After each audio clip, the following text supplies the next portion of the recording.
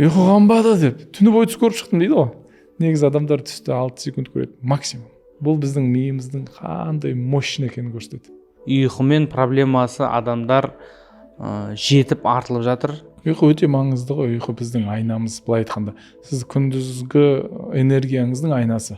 Түнде дұрыс болса ұйқы, сіз мынау күндізде эффективнісіз. Терең ұйқы фазасын қалай көбейтеміз? Ең сорақсы бүкіл түнде терең ұйқы фазаңыз 45-60 минутқа жетсе, ұйқы супер. Ұйқыға қазіргі таңда энергетик көп ішетін кісілер бар. Ол в моменте береді сізге. Бір 2 сағат қандай деп не тұрасыз. Бірақ қарныңыз аша береді. И плюс сіз одан салмақ жинайсыз. Барлығы бір-біріне байланысты. Ұйықтап салмақ тастадым деген. Және бұның дұрыс ұйқының салмаққа қандай әсері бар? Салмаққа келетін болсақ, тікелей әсерді өйткені былай. Негізінде біз түнде кәдімгідей біраз калория жұмсаймыз. Перестройка ғой, қалпына келтіру үшін көп жұмыс болады. Ассалаумағалейкум құрметті достар, сіздер Денекод каналындасыздар. Жүргізуші мен Ершін Сұлтан. Бұл каналда біз денсаулыққа пайдалы подкасттармен бөлісетін боламыз. Бүгінгі подкасттың қонағы бізде Азамат Скаков. Бүгінгі подкасттың тақырыбы бұл ұйқы. Қазіргі таңда ұйқымен проблемасы адамдар жетіп артылып жатыр. Түнде ұйықтай алмайды, немесе ұйқы режимі бұзылып кеткен, немесе түнде ұйықтаса да 2-3 рет оянып ұйқысы ретсіз, немесе 3-4 сағат ұйықтайды да жүре береді. Бүгінгі тақырыпта біз ұйқыны қалай реттейміз, ұйқының біздің өміріміздегі қандай маңыздылығы бар, бұл ұйқы неге бізде қанбайды, қанша ұйықтасақ та кейбір адамдарда, осы жайлы толық ашатын боламыз. Ал Азамат мырза, өзіңізді біздің оқырмандармен бір таныстырып өтсеңіз. Атым Азамат, фамилиям Скаков, коучинг саласындамын. Соңғы 6 жыл болды. Оған дейін мұғалім болып жұмыс істегенмін. Қазір сен деген кітап жаздым 2023 жылы. Ол бестселлер кітап болды. Ол жерде біз ұйқы туралы зерттедік. Ұйқы. Одан кейін 2024-те мен деген кітап жаздым. Ол да бестселлер болды. Қазір сол психология, коучинг саласын зерттеп жүрмін. Сразу тақырыпқа көше берейік. Бірінші мынау әртүрлі подкасттарда айтады, ұйқының фазалар дейді, ұйқыға бір мән беріп өтеді, түсіндіріп. Осыны бірінші ашып алсақ. Ұйқы өте маңызды ғой. Ұйқы біздің айнамыз. Былай айтқанда, сіз күндізгі энергияңыздың айнасы. Түнде дұрыс болса ұйқы, сіз мынау күндізде эффективнісіз. Күндіз эффективні болсаңыз, демек ұйқыңыз да жақсы екен, бір-бірінің айнасы. Енді біздің өміріміздің 30%-ін алады, 30%. 100 жыл өмір сүрген адам шамамен 33 жыл ұйықтайды деген сөз ғой. Енді бұған жай қарауға болмайды. Жас кезде ұйқыгер жоқ, немесе анау не бар еді жаңағы, в гробу наспишься деген сияқты, выспишься деген сондай бір нәрселер. Бұған қарауға болмайды, өйткені бұл өте маңызды. Енді біз андай клеточный жасушалар дәрежесінде ұйқының мәніне қарайтын болсақ, өте терең мәні. Бүкіл біздің жаратылысымызда ажырамайтын бір бөлік. Тамақ жеу сияқты бір бөлік. Ол бізде неше түрлі фазалар бар. 4 фаза болады бір ұйқыда. Бір стадия 90 минуттан. Сол 90 минуттың ішінде біз 4 фазадан өтеміз. Адамдардың ұйқысы қанбай қалды, что-то мен таңертең тұрдым, басым ауырып тұрды, мен тұрғым келмейді, немесе тұра алмаймын дейтін кісілер сол фазалар бұзылғаннан. Бұл фазалардың бұзылғаны циркадный биоритмнің да бұзылуына алып келеді. Циркадный биоритм деген біздің ішімізде бір сағат бар. Жарықтың биоритмі бар, тамақ жеудің биоритмі бар, ыстықтың, денеміздің температурасының биоритмі бар, неше түрлі нәрселердің көп биоритмдері бар, бәрі сағат болып бекітіліп қалғанда. Осы ұйқы биоритмі арасындағы ең маңыздылардың бірі. Бұны бұзуға болмайды. Бірақ бір кісілер кейде бірде ұйықтайды, бірде 2-де ұйықтайды, бірде 10-да ұйықтап қалады, мотивацияға тойып алып, үйдет, циркадный биоритм былай айтқанда бытшын шығарып отыр. Бір адамдар емес, менің ойымша бір 90% адам қазір осылай ұйықтайды секілді, түрлі уақыттарда. Мен білмеймін қанша пайыз, бірақ әйтеуір бар. Бұл биоритм бұзылса, уже ұйқы фазасына әсер етеді ме? Ұйқы фазасына әсер етеді. Биоритмді реттеуші гормондар бар ғой, мысалы мелатонин сияқты гормондар бар, биоритмді реттеуші. былай ғой, егер жалпақ тілмен айтқанда қараңғы болды ма кортизол азаяды, мелатонин көтеріледі. Соны менің биоритм түсінеді. Біз ұйықтаймыз дейді. Жарық болды ма мелатонин азаяды, кортизол көтеріледі. Күн шықты деп ойлайды. Енді біздің ретина, көзде ретина бар ғой, ретина дисплей деп содан шығарған кімдер айподтар. Енді ретина біздің көгілдір түске именно экрандағы синий цветке қатты сезімтал. Ол оны күн деп қабылдайды. Егер күн шақырайып шығып кетсе, сіз ұйықтай алмайсыз. Ол ретинаға біз күнді былай беріп жүрміз. Бүйтіп қараймыз, болды. Күн шықты. Яғни ұйықтардан алдын мысалы кейде телефонда бір адам сообщение жазып қалды деп қараған кезде, енді ұйықтайын деп жатқан кезде қарап сәл кіріп кетіп бір қарасаң 2 сағат ішінде арбалып жатасың ғой. Instagram, TikTok, рилстармен ұйқыңды ашып жіберіп кейде ұйықтай алмай қаласың. Значит, бұл жерде экран әсер етіп тұр ғой. Иә, экран әсер етіп тұр. Мен студент ханымдарға сабақ бергенде айтамын ғой, оны лайк нул деп қарамаңдар деймін. Таңертең қарайсыңдар демесе жігіттер деймін да, ана лайк нулы деп қарамаңдар деймін, таңертең қарайсыңдар деймін да. Енді негізінде шындығында реттеу өте оңай. Өте оңай. Бүкіл әлем шулап жатқан өзі 3-4 қадам бар. Сол 4 қадам жасаса адам ұйқысы реттеледі. Бірақ білмеймін неге екен, жасау қиын ба оны, әлде әзірге құндылығы маңызды емес болып тұр ма? Мысалы, қарапайым, бізде rapid eye movement деген бір стадия бар ұйқымызда. 90 минуттың ішінде бір рет біз REM деп тұрады, rapid eye movement, ағылшынша тікелей аударғанда көздің тез қимылдауы деген сөз. Біз ана кішкентай балаларды бір ұйықтап қалған кезде қарасаңыз кейбір көзі қимылдап жатады ғой. Біздің барлығымыздың көзіміз 90 минутта 18 минут қимылдайды шамамен. Сол азайып кетеді. Көз жұмылып жатып қимылдайды. Іштіне қимылдай береді ол түк. Ол сол азайып кетеді. Ол азайып кетсе ұйқыңыз қанбайды, немесе кешегі оқиғалардан бүгін отключаться етіп жаңа болып шықпайсыз. Әлі біз мысалы кеше біреумен ұрысып қалдық, мен әлі ашуланып отырмын. Сөйлесе алмаймын ешкіммен. Онда біреу не десе, не деймін. Не болды сонша деп. Мен әлі стресс, неге? Өйткені переключаться ете алмай қалдым. Не үшін переключаться ете алмадым? Өйткені rapid eye movement уақыт аз болып қалған.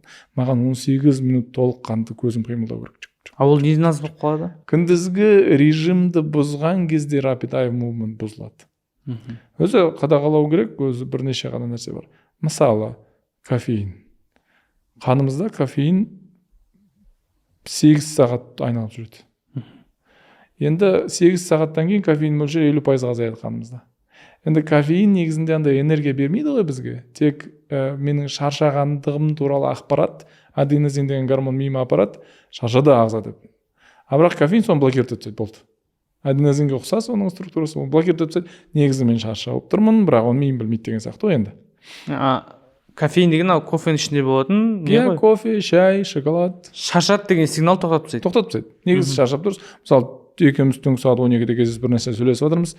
Шаршап тұрмын, бергі залымда бір кофе ұрып жүремін, кеттік, мәселені шешеміз деген сияқты. Бірақ негізі ағзаға ол истощение. Менің ағзам білу керек. Енді кофеин менің қаныма кешкі 4:16:00-ден кейін келсе, демек менің ұйқым циклы бұзылады. Демек маған ұйықтау сәл қиынырақ болады. Тіпті ұйықтап қалуым да мүмкін. Бірақ терең ұйқы фазасына түсе алмайды ағзам. Өйткені менің қанымда кофеин бар. Кофеин жүректің қағысын тездетеді, қанды сұйылтады. Ондай жағдайда біз терең ұйқы фазасына түсе алмаймыз, өйткені терең ұйқы фазасында бізде жүрек қағысы өте аз болу керек. Кофені кешке 4 кейін ішу керек. Бірінші қағида өте оңай деп ойлаймын мен. 16:00-ден кейін кофе ішпейміз. Болды. Ішімдік туралы мүлдем сөз қозғамай қойып, оны ешқашан ішуге болмайды. Діни тұрғыдан да, қазақилықтан да, психологиядан да, философиядан да, денсаулықтан да, ешқайсынан. Оны айтпаса да белгілі шығар. Енді бұдан кейін бізде өте маңыздысы rapid eye movement деген терең ұйқы фазасы. Терең ұйқы фазасын андай ұйқының королі ғой ол. Ең сорақсы бүкіл түнде терең ұйқы фазаңыз 45-60 минутқа жетсе, ұйқы супер. Ең сорақсы біздің терең ұйқы фазасы соған жетпей жатыр. Сіз 9 сағат ұйықтаған болуыңыз мүмкін, бірақ терең ұйқы фазасы 45 минут, минимум 45 минут жиналмаса, сіз шаршап оянасыз. Шаршап, басым ауырып тұр, ұйқы қанбады деп, түні бойы түс көріп шықтым дейді ғой. Негізі адамдар түсті 6 секунд көреді максимум. Орташа 4 секунд. Бірақ 6 секунд максимум. Біз ол жерде сериал көреміз ғой. Сериал деген Игра престолов көріп шығасың ғой ше. Бұл біздің миымыздың қандай мощный екенін көрсетеді. Ол 4 секунд қана бүк өткізіп алады бәрін. Енді түс сіздің ұйқыңызды бұза алмайды. Енді терең ұйқы фазасы бізде өте көп процесс болады. Алда бір подкастта кішкене тоқталып кеттік. Өте көп процесс болады терең ұйқы фазасында. Памятім жаңарады, денем восстановлениесі болады. Мысалы, терең ұйқы фазасында жүрегіміз 32-ге түсіп кетеді. 32 деген кома. Қазір екеуміздің жүрегіміз 60 пен 90 арасында ұрып отыр. 32-ге түсіп кетсе ше, біз қазір комаға түсіп кетеміз. Именно түнде әр 90 минуттың ішінде 15 минут, 10 минут біздің жүрегіміз 32-ге түсе алады. Сол үшін кейбір адамдарды ояту қиын, тұрмайды, өйткені ол скорее всего терең ұйқы фазасында ұйықтап жатыр. Тұру қиын ба? Терең ұйқы фазасын қалай көбейтеміз? Немесе қандай әрекеттер осы терең ұйқы фазасын түсіріп тастайды ұзақтығын? Вот жаңағы біріншісі кофеин бар ғой, жүректің қағысы тездетіп кетті ма, болды, терең ұйқы фазасы жоқ. Бұл яғни 2-3 кофе немесе түнде ішетіндер, кешке ішетіндер, 16:00-ге тоқтату керек. 16:00. Кофеиннің пайдасы да бар. Зиян, ойбай ішпе деп жатқан жоқпын. Өте көп пайдасы бар, оны токсиндер шығарады, қанды сұйылтады, в моменте. Бірақ дұрыс уақытта ішу керек. Дұрыс адаммен ішу керек. Дұрыс адаммен. Күніне қанша штук? Бір не жетеді? Бір кесе жетеді. Екінші мәселе өте маңызды, ол кешкі ас. Мен терең ұйқы фазама тікелей әсер етеді. Кешкі ас. Енді кешкі ас бір потребительский әлемде өмір сүріп отырмыз ғой. Бәрі сізге потребление нетуім керек та мен. Мен дөнер сататын болсам, мен сізге айтам, кешке келдім, скидка саған деп. Енді бірақ кейбір маркетологтар мынандай нәрсе айтады да, именно кешкі ас ол маркетингпен енгізілген нәрсе дейді. Қатты бір керегі жоқ дейді. Анау неде де сөз бар емес пе? Жаңағы таңғы асты өзің іш, түскі асты досыңмен бөліс, кешкі ас жауыңа бер деген. Тура сондай. Енді кешкі ас жемеу керек деген әңгіме жоқ, жеу керек. Бірақ 19:00-ден ерте жеу керек. Өйткені мен ұйықтамастан бұрын кем дегенде 3, мүмкін болса тіпті 4 сағат бұрын мен асқазан жұмысын тоқтатқан жақсы еді. Яғни мен кешкі 19:00 тамақ жеп біттім ба, 2 сағат, ровно 2 сағат мен асқазан оны араластырады, ішіне сұйықтық араластырып өйтеді бүйтеді, сосын ары қарай тоқшекке кетеді. Енді сол 2 сағатта мен ұйықтап қалсам, приоритетный ағза болған үшін асқазан терең ұйқы тұра тұр. Не до тебя. Өйткені біз жүрек қатты соғып тұру керек, өйткені асқазан қорытып жатырмыз. Дейді да, терең ұйқы фазасы кішкене шегеріліп қалады ары қарай. Түнгі 2-де кіруіңіз мүмкін, бірсіз, может 11-де ұйықтап қалған шығарсыз, бірақ түнгі 2-де ғана терең ұйқы фазасына кіресіз. Енді бұл жерде келесі бір құпия бар да, 22:00 мен түнгі 2-нің арасында ғана мелатониннің пиковый уақыты да. Енді сіз мелатониннің пиковый уақытын жоғалтып алдыңыз ба, ары қарай сіздің ұйқыңыз андай бір фантик та, андай әшейін бір болмайтын. Әрине болмайтын емес қой, бірақ сапасыз. Сол үшін екінші мәселе 19:00-ден кешкі ас ішуге болмайды. Сағат 10-нан кейін ұйықтау керек. 10 мен ең кеш 11. Ең кеш 11. 10 мен 11-дің арасы оптималь уақыт. Үшінші мәселе ол спорт, экран. Үшінші мәселе ол экран. Экраннан қалай құтыласыз? Мысалы біз әрдайым бөлмемде зарядчик тұрады, соның астына қойып қоямын, кроваттың астына. Телефонды кейде сообщение келіп қалады, немесе ұйықтай алмай жатқан кезде бір ашып, бір көре салайыншы деп ше. Сөйтіп қараған кезде ұйқың ашылып кетеді. Осыдан қалай өзіңізді басқарасыз? Әдет қалыптастыру керек ше. Бұл бірден келмейді, көрермендерді түсіну керек. Бүгін ұйықтайын болды деп ұйықтай алмайсыз. Шамамен 7-10 күн деп айтылады. 7-10 күн. Көмекші құралдар болса, әрине күшті болар еді. Бір реттеп алғанша ұйқымды. 7-10 күннен кейін мен денем үйренеді, сол 10-да ұйықтап қалуға. Содан кейін мен онда жеңіл ұйықтай бастаймын. Оған дейін маған кішкене тырысу керек. Телефонды мен кешкі 9-дан кейін 9:30-да ары кетсе өшірем. Беззвука қоям, экран төмен қаратып қойып қоям. Болды. Отбасым жанында, бұл басқа қатты бір не жоқ, тірлік жоқ. Одан кейін қарамаймын, таңертең жауап беремін. Таңертеңде 7-ге дейін WhatsApp-та нені ашпауға тырысам. Instagram-да ашпауға. Енді оған бірінші нәрсе менде уведомлением бәрі өшіп тұр. Ал мынандай бір миф десем де бола ма, или бір әңгіме бар ғой? Телефон жанында жатса, одан ішінен бір нәрсе бөлінеді, ол сенің ұйқыңа немесе миыңа әсері бар деген. Ол бар. Бұл рас па? Ол бар, толқындар бар ғой. Толқындар бар, электромагнит толқындар бар, соткада бар, Wi-Fi-ыңызда бар, телевизорыңызда бар, біздің миымызда да бар. Просто ол электромагнит толқындар. Бүкіл күннің электромагнит толқындары бар бізге келіп жатқан. Біз бәріміз ресиверіміз ғой, біз бәріміз былай бір-бірімізбен нетеміз ше. Енді мынау телефонның толқындары бар ғой, ол негізінде әсер етеді. Ол жасуша дәрежесінде әсер етеді негізі. Әрине біз оны сезбейміз, бәлкім ұзақ мерзімнен кейін сезуіміз мүмкін, бірақ ол негізі әсер етеді. Құрметті оқырмандар, бұл рекламная пауза. Араларыңызда, көрермендердің арасында егер врачтар, дәрігерлер болса, осы біздің каналымызға қонақ болып шықсаңыздар болады. Егер шыққыларыңыз келсе, өз біліміңізбен бөлісіп, ұзақ мерзімді пациентті YouTube платформасынан алғыңыз келсе, өз консультацияңызды осы біздің подкастта отырып адамдарға ұсынғыңыз келсе, мынау төменде комментарийда описаниеде сілтеме бар, соған жазсаңыз біздің менеджер толық ақпаратты беретін болады. Қандай шарттар бар бізде бұл каналға шығып, өзіңіздің біліміңізді бөлісуіңіз үшін. Біздің үйде cell phone free zones деген бар. Cell phone free деген мынандай телефон кіруге болмайтын бөлмелер бар. Ол ас үйі, ол жатын бөлме. Балалардың да жатын бөлмесі, балалар телефон жоқ бізде вообще. Балалардың жатын бөлмесіне телефон кіруге болмайды, біздің жатын бөлмеге телефон кіруге болмайды. Телефон залда қалады. Болды. Вообще кіруге болмайды. Кіруге болмайды. Енді темір емеспіз ғой, білмеймін, бір нәрсе қарап нетуі мүмкін, бірақ жатар кезде ол кірмейді ол жаққа. Ол сыртта қалады. Менің жатын бөлмемде электронды ештеңе жоқ. Телевизор жоқ, телефон жоқ, iPad жоқ, будильник жоқ. Залда будильник. Будильникті сол жақтан естіп тұрасыз ба? Сол балалары барларға лайфхак қой, балаң оянып кетпесін деп жүгіресің залға. Ойбай деп. Жаныңызда қоймайсыз будильник. Жоқ. Әйтпесе бүйтіп өшіп тастауым мүмкін ғой. Мен студент кезде бүйтіп эксперимент жасағанмын ғой. Мына соткаға тұрса өшіп тастаймын да. Сөйтіп мен жастықтың ішіне нетіп замогын жауып тастағанмын ғой. Сонда да өшіп тастағанмын. Бір бәле ұйықтап жатып та өшіп тастағанмын онан ше. Ал енді қазір көп адамдарда, таныстарымда кездесетін мәселелердің бірі ұйықтайды,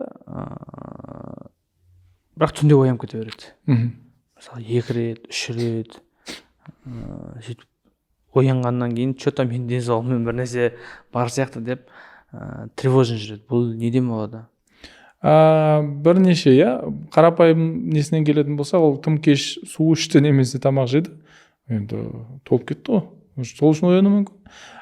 Егер де более тереңірек келетін болса, ол жақта стресс, кортизолдың жоғарылап кетуі, мелатонин азайып кетуі, бұл кезде адам ояна береді. Кішкентай тыңқ ете қалса ояна береді.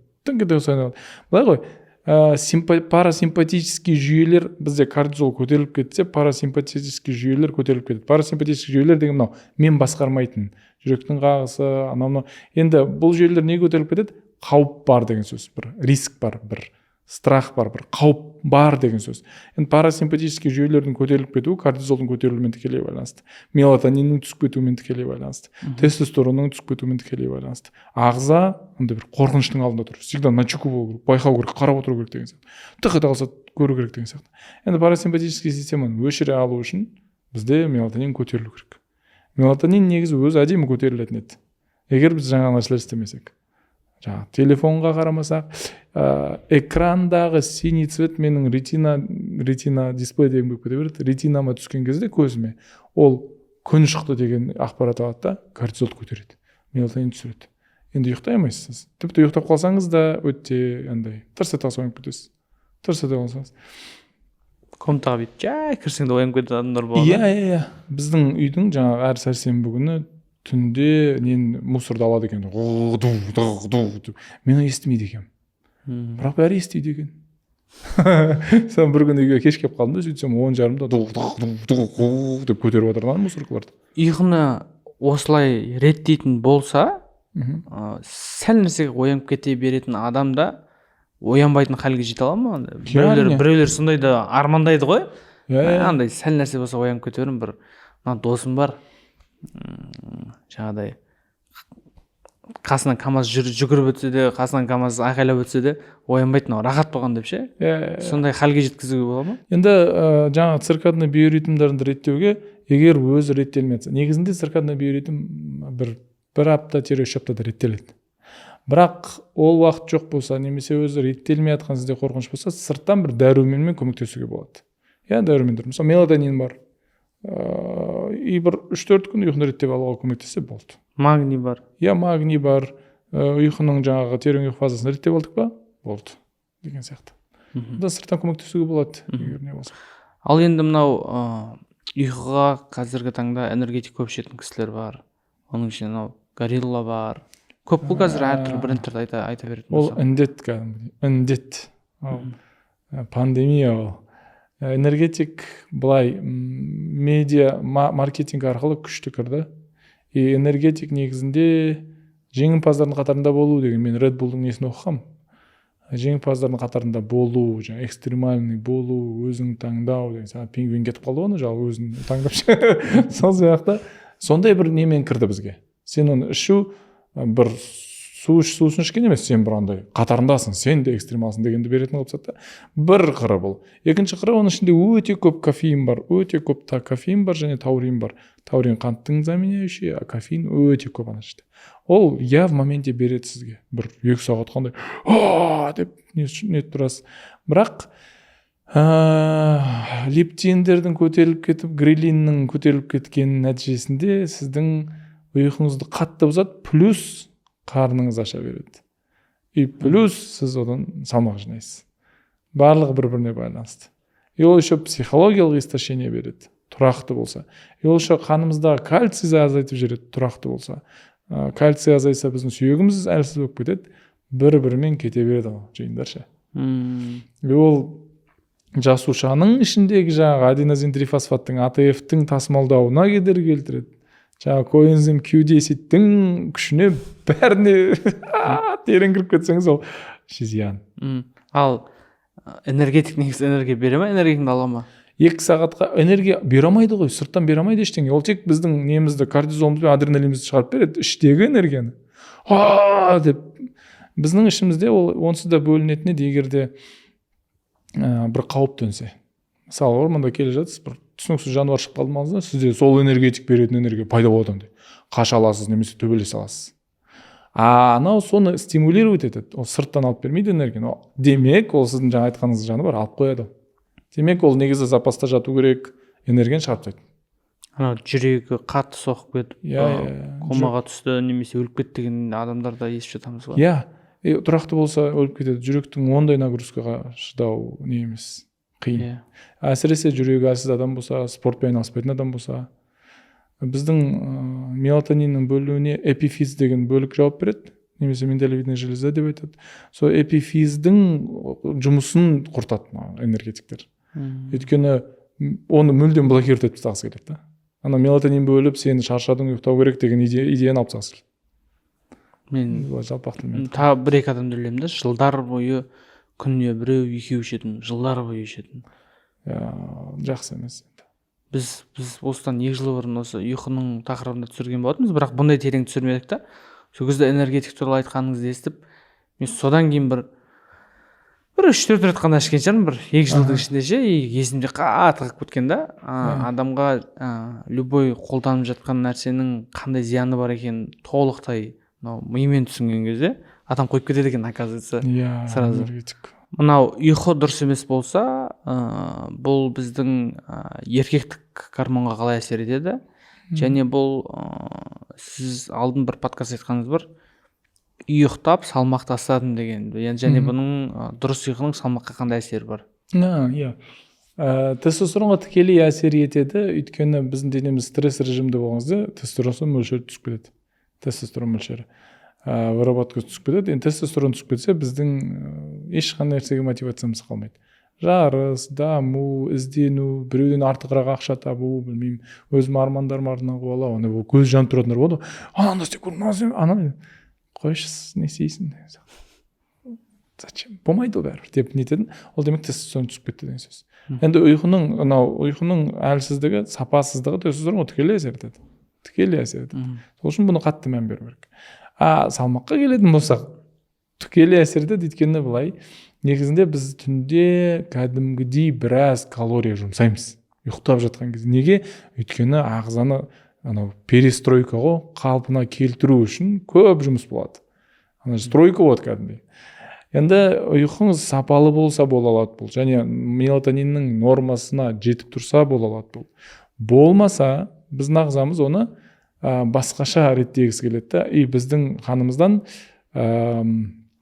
бұлшық етке пайдалы гормондарды, витаминдерді сол құрылысқа жібереді. Негізі ол бұлшық етке кету керек еді. Енді бізде грелин деген гормон бар. Грелин гормоны аштық гормоны. И түнде ұйқысы дұрыс болмаған адам грелин гормоны бик болып тұр, оянады. Ол күндіз өзі байқамай көп нәрсе жегісі келеді. Негізінде шешімі дұрыс ұйықтау еді. Өзін аш сезінеді. Екінші мәселе, бір-ақ күн дұрыс ұйықтамаған адам қандағы глюкоза мөлшері 6%-ға түсіп кетеді. Енді глюкоза ол қант қой, тәтті ғой. Біз сосын сырттан іздейміз. Испанский чизкейк жегіміз келеді. Негізінде ұйқымен реттеу керек еді. Бұл өзі реттелетін еді. Ұйқы дұрыс болса. Енді осы екі фактор қосылған кезде мен көп тамақ жей беремін. Көп тамақ жей бергенім үшін және түнде бұл энергияны қорыта алмағаным үшін әрине салмақ қосылады. Мен жай ғана ұйықтап, өз кезде спорт жоқ еді, 2015-те бастадым ғой мен ұйқыны реттеп. 2016-та. Спорт жоқ еді әлі. Сол кезде мен 3 айда 18 килограмм тастағам. Ұйқыны реттеу арқылы. Иә, жай ұйықтап. Бір жерде оқып алғанмын, ұйықтап азығы болады. Шынымен солай. Терең ұйқы фазасында біздің ағзамыз майды жағады да, энергияға айналдырады да. Егер ұйқыңыз дұрыс болса. Ұйқы әлсіз болса майды жағу қиын. Оған энергия керек. Түйіндейтін болсақ, 4 қадам бар дедік. Сіздің ұйқыңызға кедергі келтіруі мүмкін. Кофеин, 16:00-ден кофеин ішпейміз. Негізі мүлдем алып тастасаңыз күшті болатын еді, көріңіз. 19:00-ден кешкі ас ішпейміз. Кешкі ас дегенім 8-де отырып бір печеньке мен шай да ішуге болмайды. Ол тамақ. Су ішуге болады. Жатардан 1 сағат бұрын сотканың экранына қарамаймыз, телевизорге қарамаймыз, тіпті үйдегі жарықты да бәсеңдету керек. Сол кезде балалар бар болса, олар да ақырында ұйқыға кетеді. 4-ші, жатардан 1 сағат бұрын су да ішпеген жақсы тіпті. Өйткені түнде неміз бос болу керек, ағза бос болу керек, қиналмау үшін деген сияқты. Осы 4-еуін жасау керек. 5-шісі энергетик. Оны айттық, энергетик ішуге болмайды, ол тікелей әсер етеді. Ұйқыны бұзады, ол көп нәрсені бұзады. Енді осы 5-еуін жасап, бірақ жылдар бойы жаңа айтып отырсың ғой, ұйықтай алмайтын кісілер бар, оянып кете беретін кісілер бар, одан кейін мүлдем мән бермеген кісілер бар, енді былай айтқанда денсаулығын зорықтырып жүрген кісілер бар. Түн ортасында оянып алады, немесе түнгі неде істейтін кісілер бар деген сияқты. Бытышын шығарған. Түнде кофе іше салады, дизи іше салады. Түнгі бірде отырып жүр, кофе ішіп қайтайық дейтіндер, жаңа Арбатқа барып қайтайық дейтін адамдар. Бұлар зорықтырып тастаған болса, оған сырттан қосымша дәрумендер керек болады. Мысалы, мелатонин, магний деген сияқты дәрумендер ішсе, реттеп алуға жақсы.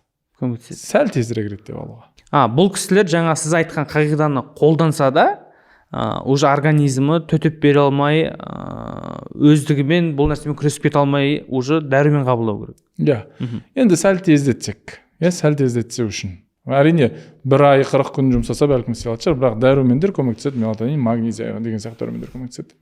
Мен Инстаграмда 2016-тан бері айтып жүрмін, енді ұйқы мәселесі, сол туралы кітап жаздым. Көп адамдар сұрайды, не ішем, қалай ішем. Мен екеуміздің алдыңғы апта шыққан рилсымызға біреу жазып жіберіпті да, қандай магний ішеміз деп ше. Бүкіл рилс магний туралы еді ғой деп ше. Енді мен сөйтіп ұсына алмайтынмын. Шынымен магний ішем 2019-дан бері. Составтарын оқимын, кейбір составтарына андай қарным ашады.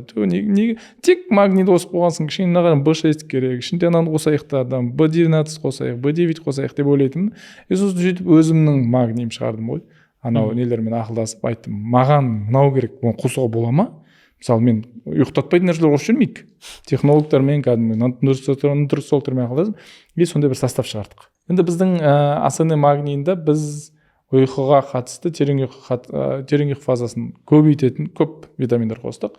Магний бар, цинк бар, B6 бар, B12 бар, B3 бар, жаңағы аминокислоты бар, осының бәрін осының ішіне қамтыдық. Мен бұны 3 айдай іштім, маған керемет әсерін берді. Туысқандарыма тараттым, олар да маған айтты, вау, Азеке деді, мен ұйқым керемет болып қалды деді. Оған қоса, егер де мүлдем быт шығарып алған кісілер болса, бізде мелатонин бар. Ұйқысы қатты бұзылып кеткендер бар. Мелатонин, АСН мелатонин, енді бұны біз айтамыз 10-14 күн ғана ішу керек дейміз, ұйқыны реттеп алуға. Бұның ішінде мелатонин, 3 миллиграмм мелатонин бар, ересек адамды бір 15 минутта топ еткізіп ұйықтатады. Бұл жерде қанша миллиграмм қауіпсіз мөлшер? 3 миллиграмм қауіпсіз ересек адамға. немесе қаншалықты количествода ішкен, қанша күн Мелатонинді бір 10-14 күннен аспаған жақсы. тоқтамай? Тоқтамай, иә, үзбей. Негізі 3-4, мен бұның практикасын өттім, өзім іштім ғой. 3-4 күнде реттеліп қалады ұйқы. 3-4 күн одан кейін ішпей қоясыз, онсыз да. Бірақ бұны ғалымдар мынандай физиологиялық зависимость дәлелденбеген негізі. Ойбай, мелатонин ішпесем ұйықтамай қалдым деген әңгіме жоқ. Бірақ психологиялық зависимость дейді ол көбіне. Андай мына ішпесем ұйықтамайтын сияқтымын сенім. Сондықтан мелатонинді біз ескертеміз 10-14 күн, бірақ магнийді онда зиян жоқ, оны күнде ішуге болады. Тәуелділік тудырмайды? Тәуелділік тудырмайды. Бұл көбінесе ұшақпен көбірек ұшатындарға қатты көмектеседі, иә? Ұшақпен ұшатындар, джетлаг болған кісілер, ұйқысын реттей алмай жүрген кісілер, есте сақтау қабілеті нашарлап кеткен кісілер жақсы пайдалы болады. Бұны дұрыс қолдану ережесі күніне 1 штук ішу ма? Иә, біз мелатонинге әдейі 3 миллиграмм қойдық. Оны көп ішемейді адам онсыз да. Магнийге әдейі норма 400 миллиграмм магний қостық бір капсулаға. Бұл норма ересек адамның. Енді Азеке, біздің YouTube оқырмандар мысалы көрді, осыдан алдын магниевый 6 туралы жеке подкаст түсірген болатынбыз. Қазір ұйқыны толықтай ашты. Енді ұйқымды реттегім келеді. Мысалы сіз ұсынған өзіңіздің шығарған өніміңізді біздің оқырмандарға енді әр келген қонақ бір скидка ретінде, сыйлық ретінде оқырмандарға бір ұсыныс айтады. Осы дәрумендеріңізді аламыз десе, біздің оқырмандар егер сондай өздерінің желаниясы болса, қандай ұсыныс бере аласыз біздің оқырмандарға? Біз енді сөйтіп сілтемемен өтіп, жаңа денекод промокодымен жазған кісілерге 4 айлық пакетті жеңілдікпен беріп отырмыз. Бізде 4 айлық пакет бар. Ішінде 2 банкі магний, 2 банкі таңғы энерджи и 1 банкі мелатонин. Сыйлыққа 4 айлық пакетті біз денекод несімен жазған кісілерге жеңілдікпен берейік. Қанша пайыз? 60% жеңілдікпен. 60% біздің оқырмандарға беріп жатырсыз. Иә. Қараңыздар, әр құтыда 60 дана бар. Иә. Яғни 60 болса, энерджи деген сізде бөлек продукт. Соны түсіндіріп кетіңізші, оны айтылған жоқ. Энерджи ол таңғы энергияны көбейтетін. Ояна алмаймын дейтін кісілерге. Таңғы астан ішіп алса, шамамен бір 4-5-ге дейін энергиясы толып жүреді. Ол ішінде D3 бар, темір бар, ішінде цинк бар, кальций бар, сосын жаңағы норма мөлшерден азырақ кофеин бар. Қан айналдырып, кішкене ояту үшін. Бұл күшті, мен оны қолданып жүрмін. Спортта да ол күшті несін береді. Энерджидің 4 айға жететін мөлшері, яғни 120 дана, 120 күнге жетеді. Сосын магниевый 6 бар, сапалы ұйқы деген аты. Ол сізде тоже 120 күнге жетеді. Және жаңағы мелатонин 30 капсула, өйткені оны көп ішуге болмайды. Осы 5 штукқа бізде YouTube оқырмандарға арнайы жеңілдік, 60%-ық, бағасы қанша 60%-ық жеңілдік? 59.900. Барлығы бірге. Сонда шамамен бағасы 150 мың теңге болып тұр ғой өзінің бағасы. Жеке сатса, олар 30 мың теңгеден ғой, 29.900-дан. Ал достар, егер осы өнімдерді алғыларыңыз келсе, бұл жерде 2 Sun Energy, энергия беретін, 1 мелатонин және 2 магниевый 6. Осы өнімдерді 60% жеңілдікпен алу үшін денекод промокодын астында бізде комментарий және описание бөлімінде сілтеме бар, соған өтсеңіздер, бұл сіздердің салауатты өмір салтын және де энергияңызды көтеруге, ұйқыңызды реттеуге және ұйқыңызды қанып, өзіңізді бір сергек сезіну үшін өзінің көмегін береді. Ал сілтеме төменде сіздермен болған Ерсін Сұлтан және Азамат Скаков. Алдағы уақытта энергия бойынша тағы бір подкаст жоспарланып отыр. Егер сіздерге біздің контент ұнаған болса, төменге лайк басып, комментарий жазып, өз пікіріңізді білдіріп кетіңіз. Азамат мырзаның басқа да желідегі аккаунттарын, YouTube желісінде, Instagram желісінде аккаунттарын описание бөлімінде белгілеп кететін боламыз. Ал қош, сау болыңыздар.